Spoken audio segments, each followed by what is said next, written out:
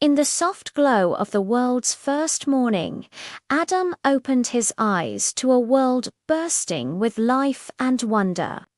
Sunlight, pure and golden, streamed through the leaves of ancient trees, painting shimmering patterns on the ground. A warm, gentle breeze brushed against his face, carrying the sweet scent of blossoms he had never smelled before. Nearby, the gentle murmur of a crystal-clear stream filled the air, a constant, peaceful song. Everything felt brand new, impossibly fresh, and filled with a profound sense of awe. This was Eden, a garden unlike any other, and it was his home. As Adam sat beneath the sprawling branches of a towering tree, feeling the soft moss beneath him, he heard a voice that was both powerful and gentle, a voice that resonated deep within his soul. It was the Lord God calling his name. "Adam," the voice said, its warmth filling the entire garden. "I have made countless creatures to fill the earth, beasts of the field, birds of the air, and all living things that move upon the ground.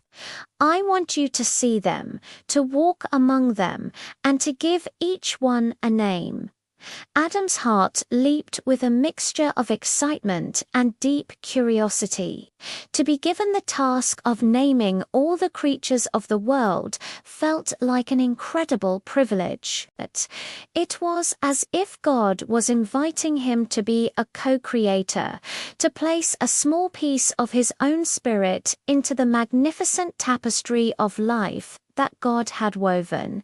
This wasn't just about giving labels.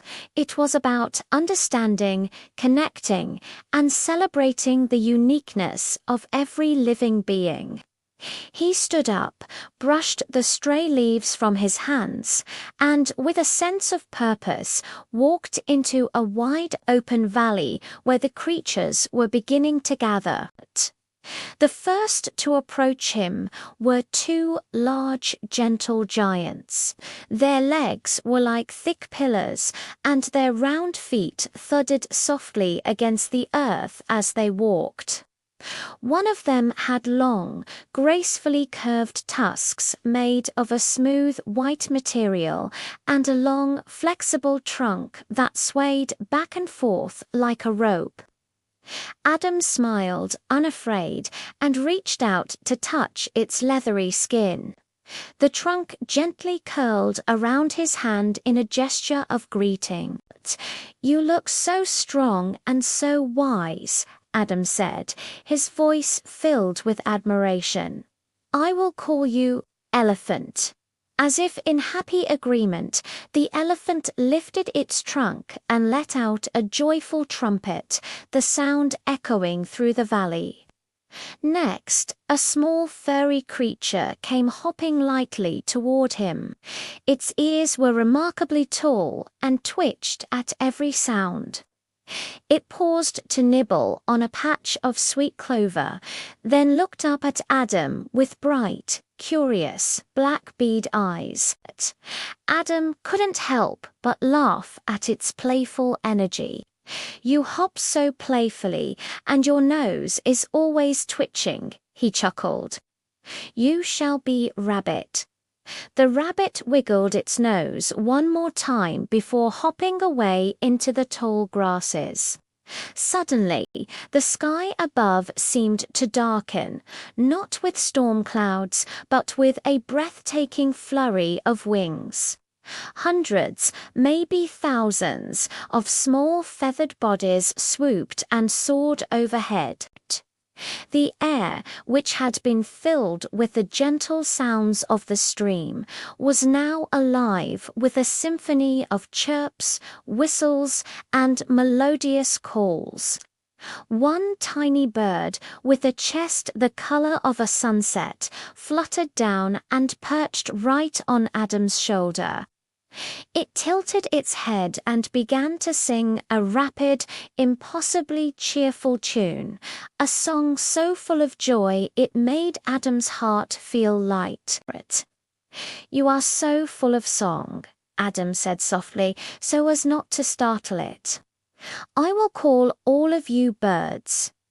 Then his eyes caught sight of a much larger feathered creature, gliding effortlessly on the high currents of air, its wingspan vast and majestic. "And you," he added in awe, "you shall be Eagle, the great one who flies highest and sees everything." As the hours of that first long day passed, a seemingly endless parade of animals came before him, each one different, each a marvel of creation. A sleek, striped creature prowled silently through the tall, sun-drenched grass. Its coat was a brilliant orange marked with bold black lines, and its golden eyes glowed like embers of a fire. It moved with a quiet, confident power that commanded respect. "You move with such grace and power," Adam whispered, captivated. "You shall be Tiger." Just then he felt a shadow fall over him and looked up in amazement. A creature with an impossibly long neck was bending its head down from high above the treetops, blinking its large, gentle eyes at him. Its coat was a beautiful pattern of brown patches on a creamy background. Adam laughed, delighted by the sight. "I have never seen anything like you." "And you," he declared with a grin, "will be Giraffe." Some of the animals made him laugh out loud. There was a waddling creature with a flat, paddle-like tail that it used to slap the water, creating a loud splash. Adam named it Beaver. A tiny, squeaking mouse with whiskers that tickled his palm scurried past his feet. And then there was a mischievous monkey with long arms and a clever face who swung down from a branch, playfully tugged at Adam's hair, and then bounded away, chattering with glee.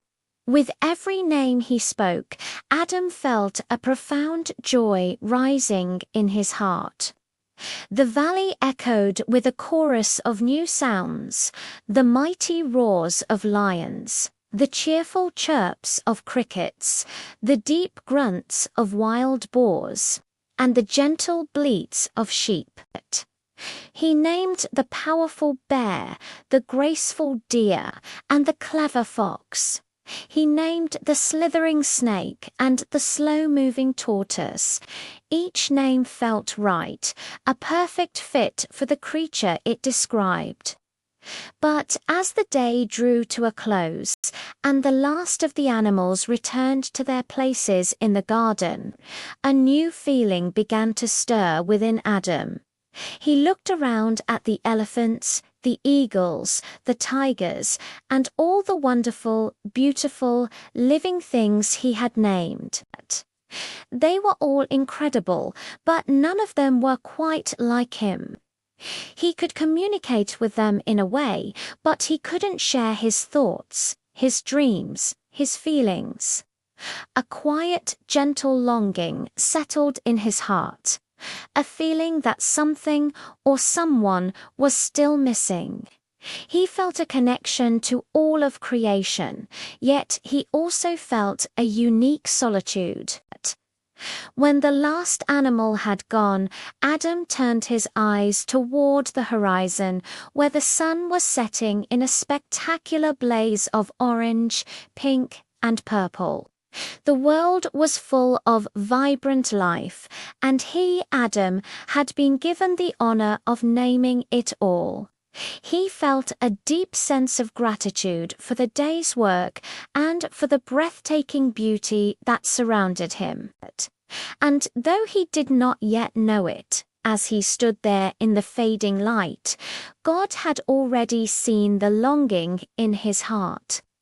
God had already prepared the perfect companion for him, someone who would walk beside him through Eden's beauty, someone to share the wonder, the joy, and the naming of the world. The greatest gift of all was yet to come. Thank you for watching this story unfold. If you enjoyed this journey back to the beginning, please like this video and subscribe to our channel for more stories that inspire and uplift the soul. We'll see you next time.